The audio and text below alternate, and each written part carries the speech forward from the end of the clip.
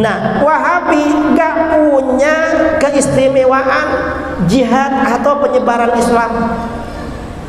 Gimana Wahabi? Kata para ulama, orang-orang di luar Ahlus Sunnah wal Jamaah, seperti orang-orang Khawarij. Wahabi ini Khawarij juga, atau orang-orang Mujassimah.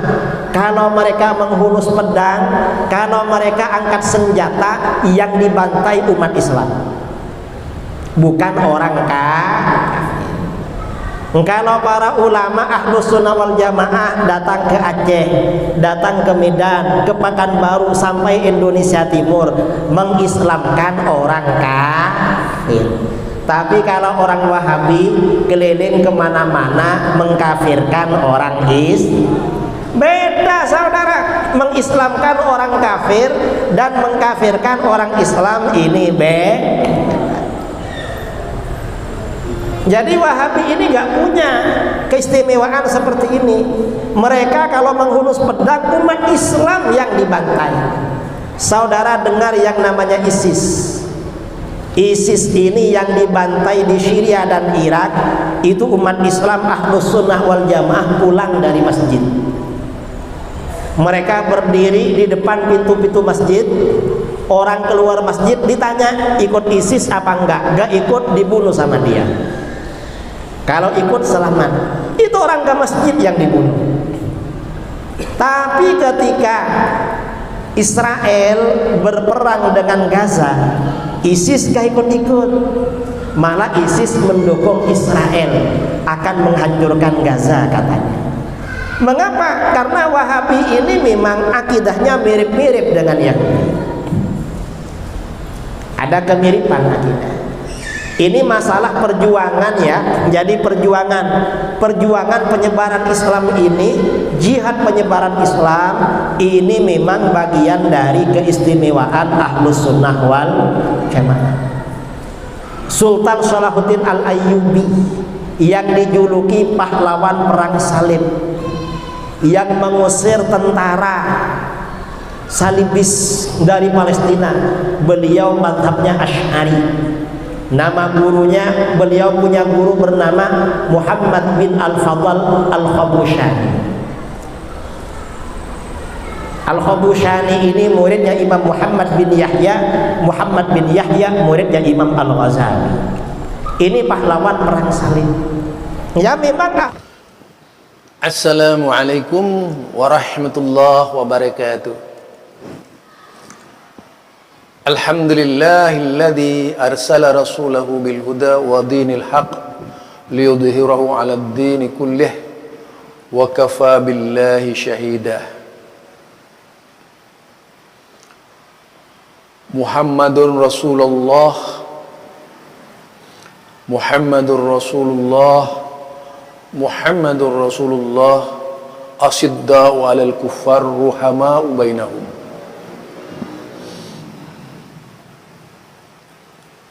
Fa inna ahsanal kalam kalamullah wa khairal huda huda Muhammad sallallahu alaihi wasallam wa syarrul umuri muhdatsatuha fa inna kulla muhdatsatin bid'ah wa kulla bid'atin dalalah wa kulla dalalatin finnar. Kembali bersama saya Zulkarnain Al-Maduri. Nah, kali ini yang akan saya angkat Idrus Ramli yang lagi mengigau di siang bolong.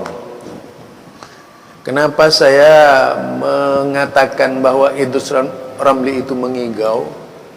Karena dia itu memaksakan menanamkan racun pemahaman yang berupa racun yang dapat menyebabkan orang lain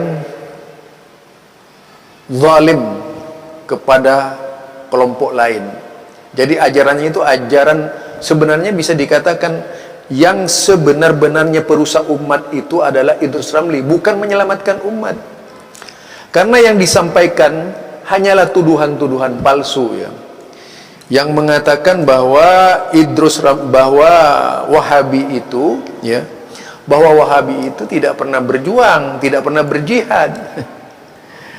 Karena memang dangkal cara berpikirnya sebatas emosi diri, kebenciannya kepada kelompok-kelompok tertentu yang dianggap tidak sesuai dengan lidahnya itu, dengan hatinya yang busuk itu. Kenapa saya katakan hatinya busuk? Tidak ada ceramah Idrus Ramli yang tidak penuh dengan kebencian. Ceramah Idrus Ramli itu penuh dengan kebencian, disebarkan di mana-mana. Nah, itu kebiasaan-kebiasaan Idrus Ramli ketika menjual obat kepada jemaahnya. Ya, jadi dia sedang menjual obat kepada jemaahnya dengan bahasa-bahasa fitnah, dengan bahasa-bahasa tuduhan, arogan dan sebagainya, yang menuduh kelompok-kelompok lain itu di luar Islam, terutama dikatakan kepada orang yang disebut Wahabi, disebut-sebut Wahabi itu. Mengenai dikatakan bahwasanya Wahabi itu tidak pernah berjuang, sebenarnya sudah diurai oleh Buya Hamka secara detail dalam buku Perbendaharaan Lama. Bahkan orang yang mengagumi perjuangan Wahabi itu di Indonesia adalah presiden pertama, bukan mulutnya Idrus Ramli yang kotor itu, yang penuh dengan arogansi. Nyata dengan ucapan-ucapan Bung Karno ketika itu, bagaimana Wahabi itu mempengaruhi cara berpikir orang-orang yang berjuang di jalan Allah, membebaskan negara-negara yang dibelenggu oleh penjajahan, bahkan mendobrak kebuntuan-kebuntuan dan kejumutan. Itu yang dilakukan oleh Bung Karno ketika terjadi diskusi dengan Ustadz Ahsan Bandung. Ustadz Ahsan Bandung adalah seorang muhaddis ya di Indonesia yang sudah meninggal. Beliau ulama ternama ketika itu, mengatakan dengan jelas itu bagaimana kata Bung Karno bahwa Wahabi perannya itu sangat luar biasa dalam menghilangkan kebodohan umat. Nah, orang seperti Idrus Ramli ini adalah sebuah pemikiran yang lahir di saat Syekh Muhammad bin Abdul Wahab ada. Sebenarnya mewakili kelompok sufi sesat, itu cara berpikir mereka yang dari kalangan-kalangan yaitu penggemar hadis palsu. Nanti saya ungkapkan itu semuanya. Nah, kemudian Buya Hamka juga, Buya Hamka dalam buku Perbendaharaan Lama jelas sekali peran Wahabi seperti apa terhadap perjuangan bangsa di Indonesia. Siapa yang berjuang? Nah, itu sampai kemerdekaan pun, kunci utama kemerdekaan di Indonesia ini yaitu ketika Pancasila ini dilahirkan oleh orang yang dituduh Wahabi. Pancasila itu siapa kunci utama itu? Kunci terakhir yang kelak kemudian berhasil menjadikan Pancasila itu orang yang dituduh Wahabi, yang tidak pernah tahlilan di dalam hidupnya itu. Siapa dia? Ki Bagos Hadikusumo. Jadi itu kata Buya Hamka sendiri. Jadi sekarang kengawuran cara berpikir Idrus Ramli mencerminkan pengetahuan Idrus Ramli itu memang sampai di situ, hanya menjadi corong tukang fitnah. Ya, menjadi corong tukang fitnah dan selalu menghadirkan bahasa-bahasa yang tidak bersahabat. Dan seolah-olah dia paling pandai, padahal kalau dibaca hanya membodohi orang, tidak mencerminkan bahwa dia adalah seorang intelektual muslim, tapi tukang fitnah. Bagaimana saya bisa mengatakan dia tukang fitnah? Ya itu tadi, pasti tiap hari gibah tentang Wahabi. Tidak ada hari, tiada hari tanpa mencela Wahabi. Karena memang orang ini, kecuali kalau sudah nantinya dihadapkan kepada yaitu janji-janji Allah, orang ini baru diam gitu. Itu ya. Jadi kalau kita lihat cara berpikirnya Idrus Ramli itu memang diprogram untuk membenci Wahabi, bagian dari Syiah. Bukan tanpa kemungkinan dia benci begitu saja Wahabi itu. Kalau tadi itu pasti ada segalanya di belakangnya, dia siapa gitu. Bukan tidak ada. Ya. Jadi Buya Hamka itu siapa? Buya Hamka tidak bisa sedikit pun segini saja. Idrus Ramli ilmunya tidak menyamai Buya Hamka. Tidak ada apa-apanya Idrus Ramli itu. Tong kosong nyaring bunyinya doang gitu. Kalau dibandingkan dengan Buya Hamka. Tetapi Buya Hamka luar biasa sanjungannya terhadap Wahabi. Memuji-muji Wahabi sangat luar biasa. Siapa yang sama dengan Buya Hamka ketika melakukan penelitian tentang Wahabi itu? Bagaimana perannya Wahabi di dalam kemerdekaan Indonesia? Itu diurai panjang oleh Buya Hamka di dalam buku Perbendaharaan Lama. Apakah Idrus Ramli bisa seperti Buya Hamka? Tidak bisa. Kalau Idrus Ramli itu syarat dengan kepentingan, bukan tidak syarat dengan kepentingan, syarat dengan kepentingan. Kebenciannya yang luar biasa terhadap Wahabi itu sampai melebihi orang kafir, seolah-olah Wahabi itu kafir, sehingga berbagai macam tuduhan dilakukan oleh Idrus Ramli. Jadi kalau melihat cara berfikirnya adalah cara berfikir frontal, cara berfikir yang sangat rusak di dalam memahami agama. Jadi kalau dalam dunia ilmu hadis, Idrus Ramli itu termasuk tokoh yang mardud.